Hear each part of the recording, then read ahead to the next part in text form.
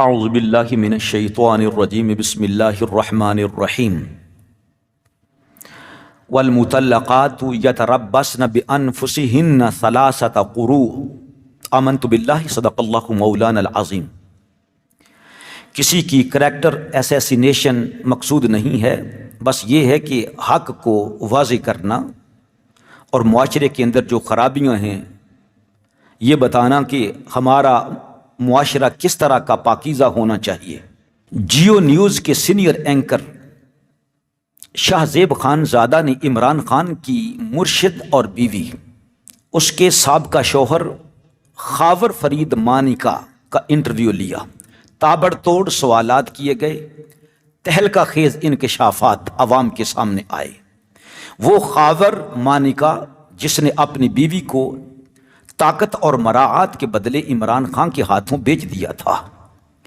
خاور مانیکا جو عمران خان کے وزیر بننے کے بعد واضح اور مبینہ طور پر لوٹ مار کرنے لگے تھے، بچوں اور رشتہ داروں کو بھی بڑی طاقت ملی، پولیس کو اپنے قبضے میں لیا اور فرعون بن بیٹھا۔ اپنے محکمہ کسٹم میں اتنی کرپشن کی کہ اللہ تعالیٰ معافی دے۔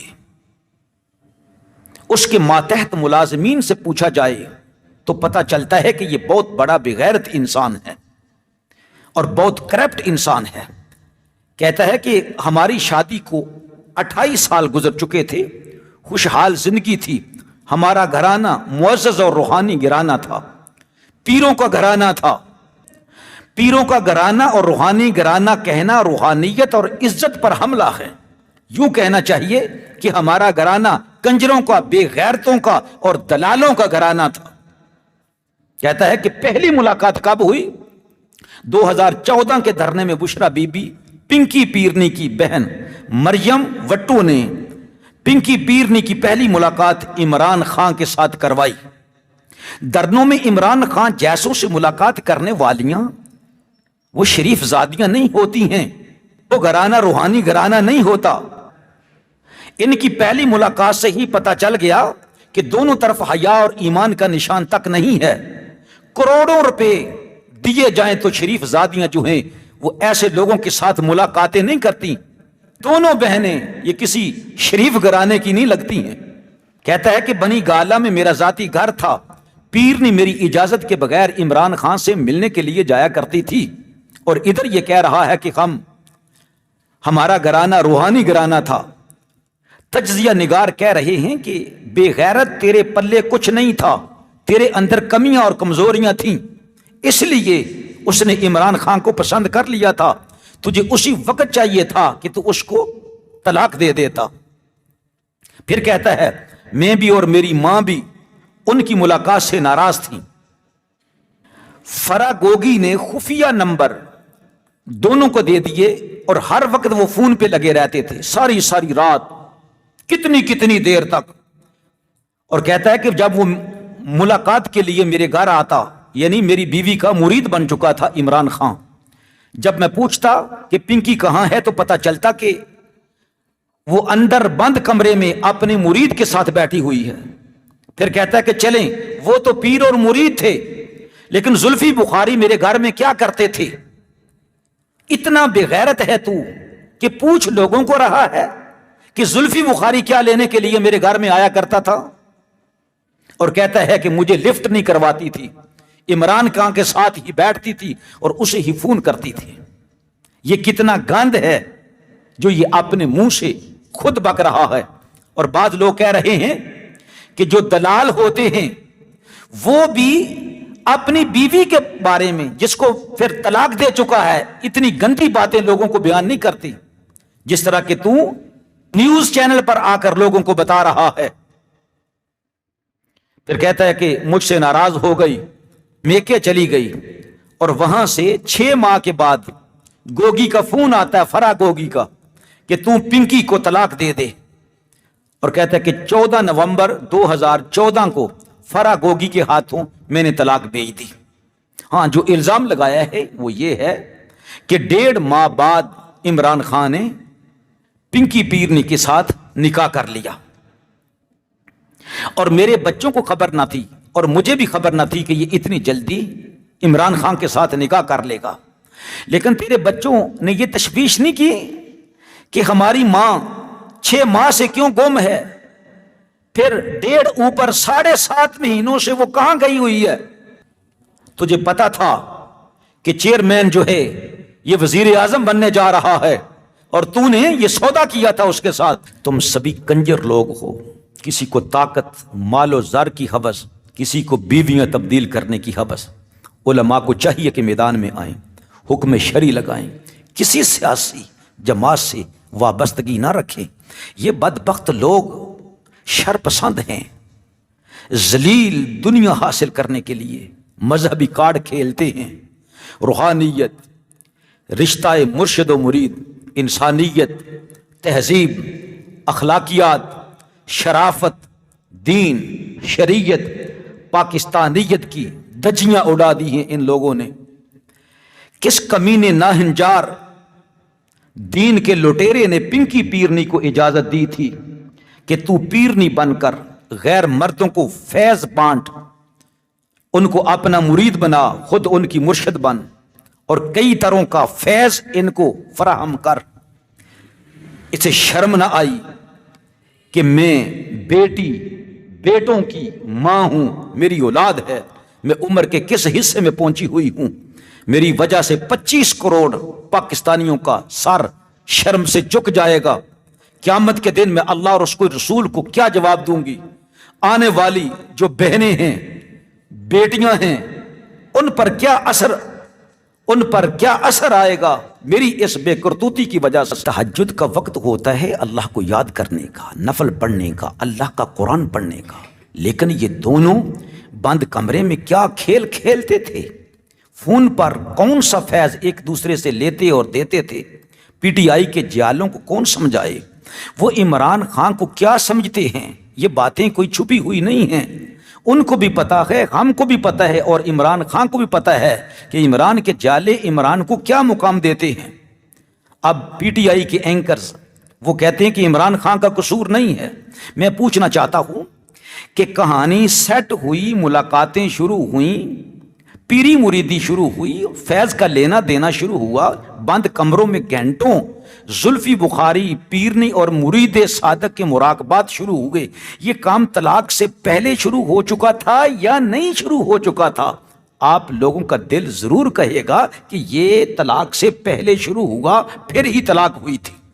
مجھے معلوم ہے کہ آپ لوگ مجھے گالیاں نکالیں گے، لیکن میں چاہتا ہوں کہ مرنے سے پہلے کچھ سوچ لو، سمجھ کر لو۔ یہ پیغام آپ لوگوں کو دینا چاہتا ہوں۔ اللہ اور اس کے رسول کے سامنے جا کر تم کیا جواب دو گے؟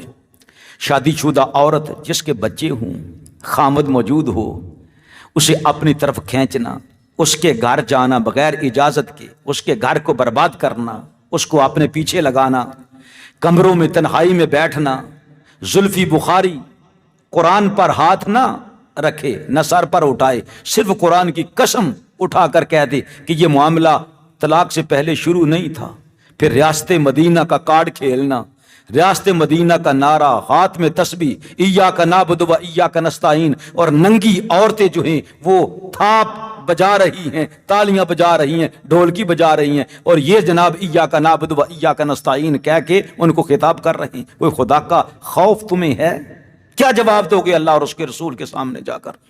ہماری مائیں امہات المؤمنین، جن کی مدح اللہ قرآن میں بیان فرماتا ہے، جو ہر مومن کی ماں ہیں، ان کے بارے میں مائیں ہونے کے باوجود بھی اللہ نے ہمیں کیا ارشاد فرمایا؟ وَإِذَا سَأَلْتُمُوهُنَّ فَاسْأَلُوهُنَّ مِنْ وَرَاءِ حجاب۔ جب تمہیں کوئی کام پڑے تو امہات المؤمنین کے دروازے پر جاؤ تو پردے کے پیچھے سے ان کو سوال کرو۔ اور امہات المؤمنین سے بھی فرمایا کہ تم نرم گفتگو نہ کرو۔ یہ قرآن ہمیں تعلیم دے رہا اور امہات المؤمنین کو تعلیم دے رہا ہے، اور ادھر تم ہو بغیرت، پورے معاشرے کو بغیرت بنانا شروع کر دیا تم لوگوں نے۔ سیدہ فاطمہ رضی اللہ تعالیٰ عنہا بنت رسول ہیں، جگر گوشہ رسول ہیں، نور چشم رحمت للعالمین ہیں، تمام جنتی عورتوں کی سجدہ اور سردار ہیں۔ آپ سے بڑھ کر عورتوں میں کس کا مقام ہے؟ بتاؤ، کسی حدیث میں آیا کہ حضرت سیدہ فاطمہ رضی اللہ تعالیٰ عنہا نے پردے کے پیچھے بیٹھ کر ہی کسی کو مرید کیا ہو؟ نہیں آیا۔ حضرت علی رضی اللہ تعالیٰ کی صاحبزادیوں کے بارے میں پڑھو، پوچھو، دیکھو، سنو، وہ کس قدر باپردہ تھیں، ان کے بالوں کو کبھی سورج نے دیکھا نہیں تھا۔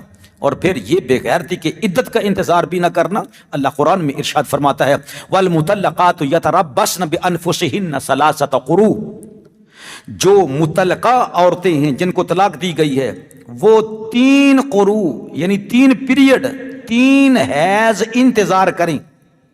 اگر حیض میں طلاق دی گئی ہے تو وہ حیض شمار نہیں ہوگا، پاکی میں طلاق دی گئی ہے اس کے بعد جو حیض آیا ہے جتنے دنوں کے بعد بھی آئے وہ 1 پیریڈ، پھر دوسرا حیض آیا، پھر تیسرا حیض آیا، جب فارغ ہو گئی پاک ہو گئی 3 حیضوں کے بعد وہ نکاح کر سکتی ہے اپنے دوسرے شوہر سے۔ لیکن یہاں پر کیا ڈرامہ رچا رکھا ہے تم نے۔ اللہ تعالیٰ قرآن میں ارشاد فرماتا ہے من لم يحكم بما انزل اللہ فاولئک هم الکافرون بھی آیا ہے، ظالمون بھی آیا ہے اور فاسقون بھی آیا ہے۔ جو اللہ کے قرآن کو چھوڑ کر کسی اور سے اور جگہ سے فیصلہ لیتا ہے فرمایا وہ کافر ہو جاتا ہے یا کافروں جیسا کام کرتا ہے، وہ فاسق ہو جاتا ہے، اور وہ فرمایا وہ ظالم ہے۔ اس لیے حیا کرنی چاہیے۔ اللہ ارشاد فرماتا ہے تلک حدود اللہ فلا تقربوها، یہ حدیں ہیں میری قائم کرتا، یعنی طلاقیں، یہ عدت جو ہے تو ان کو نہ پھلانگو۔ اور یہاں تک اللہ قرآن میں ارشاد فرماتا ہے جب طلاق ہو جائے تو اس عورت کو پیغام نکاح نہیں بیچ سکتے، نہیں بیچ سکتے، حرام ہے۔ جب ایک متعلقہ عورت کو اس کی عدت میں پیغام نکاح نہیں بیچ سکتے تو جب طلاق بھی نہیں ہوئی اس کا شوہر بھی زندہ ہے تو پھر اس کے ساتھ اپنی آنکھیں ملانا، اس کا دل جیتنا، اس کو اپنی طرف مائل کرنا، کسی کے گھر کو برباد کرنا، یہ کتنا بڑا ظلم ہے۔ پی ٹی آئی کے نوجوانوں سوچو، آپ لوگوں نے قبر میں جانا ہے، وہاں قبر میں عمران خان نے نہیں جانا ہے، یا قیامت والے دن تمہیں اللہ کے عذاب سے چھڑانا عمران خان نہیں ہے۔ سیدھا راستہ اختیار کرو جو دین کا راستہ ہے۔ فیاض الحسن چوہان یہ کہتا ہے، لائیو آیا پروگرام میں، کہتا ہے کہ تینوں کو لائن میں لگا کر کان پکڑا کر جوتے مارنے چاہیے۔ میں کہتا ہوں کہ تینوں کو، خاور کو، عمران خان کو اور پنکی پیرنی کو، میں کہتا ہوں زلفی بخاری کہاں گیا اور کمینے تو کہاں گیا اور عمران خان کے باقی ساتھی کہاں گئے؟ تم سب کو کان پکڑوا کر تم سب کے لتر مارنے چاہیے، صرف عمران خان، اس کی بیوی اور پہلے خامد کے نہیں۔ تو عمران خان کے بارے میں کوئی بات نہیں سن سکتا تھا، گندی زبان سے بھونکنا شروع کر دیتا تھا اور اس طرح چڑھائی شروع کر دیتا تھا۔ صرف انبیاء علیہ السلام کی ذات ہے کہ جن پر اعتراض نہیں کیا جاتا، ان کے علاوہ ہر کسی پر اعتراض کیا جا سکتا ہے۔ تمہارے سامنے کوئی بھی عمران خان کی کوئی خامی بیان کرتا تو ماننے کے لیے تیار نہیں ہوتے تھے۔ حج، نماز، روزے کی گستاخی کی گئی، تم نے امام بنایا اس کو، سب مرید بن گئے، وہ مرشد بن گیا، اور کسی نے اس کو نبی کہا، کسی نے خدا کہا، نعوذ باللہ، اور کسی نے اللہ سے بھی اس کو اونچا کر دیا۔ کسی نے کہا میری بہن کے ساتھ اگر وہ زنا کرے تو تب بھی ووٹ اس کا ہے، کسی نے کہا میری ماں کے ساتھ زنا کرے تو پھر بھی ووٹ اس کا ہے۔ اس وقت تجھے شرم نہیں آتی تھی کہ پی ٹی آئی کو تو چھوڑ دے، یہ گندی جماعت ہے؟ اب تو بڑا ٹوٹ ٹور کر رہا ہے، بڑا تو سلجھا ہوا بن گیا، بڑا تجھے اسلام بھی یاد آ گیا، شریعت بھی یاد آ گئی، دین بھی یاد آ گئی، اسلامی کلچر بھی تجھے یاد آ گیا۔ تیرے سامنے تھا وہ بچہ جو کہتا تھا کہ سیدہ آمنہ اور سیدنا عبداللہ رضی اللہ تعالی عنہما کے بعد سب سے خوش نصیب ترین جو والدین ہیں وہ عمران خان کا ابو ہے اور اس کی ماں ہے۔ اس وقت تجھے شرم نہیں آئی تھی کہ تو پی ٹی آئی کو چھوڑ دے؟ تم سب کے سب ایک ہی ہو اور تم سب کے سب گندے ہو۔ اب جو کہنا ہے وہ کہہ لے۔ میں چاہتا ہوں کہ جو کام بھی کرو اللہ رب العزت سے ڈر کر کہو۔ معاشرے کی اصلاح کے لیے کام کرنا ہے۔ جب تو عمران خان کا ساتھی تھا، تجھے اس کی پہلی بیٹی جو نکاح کے بغیر ہوئی تھی اس کے بارے میں کسی نے پوچھا تو تو کس طرح چڑ چڑ کرتا تھا؟ تو نے کہا جی میں اس ٹاپک پر گفتگو ہی نہیں کرنا چاہتا۔ اب تو بڑی باتیں بنا رہا ہے۔ لہذا میرا پیغام ہے کہ جو کام بھی کیا جائے وہ صرف اللہ کی رضا کے لیے کیا جائے، اور اللہ رب العزت ہمیں حق بات کہنے کی توفیق عطا فرمائے۔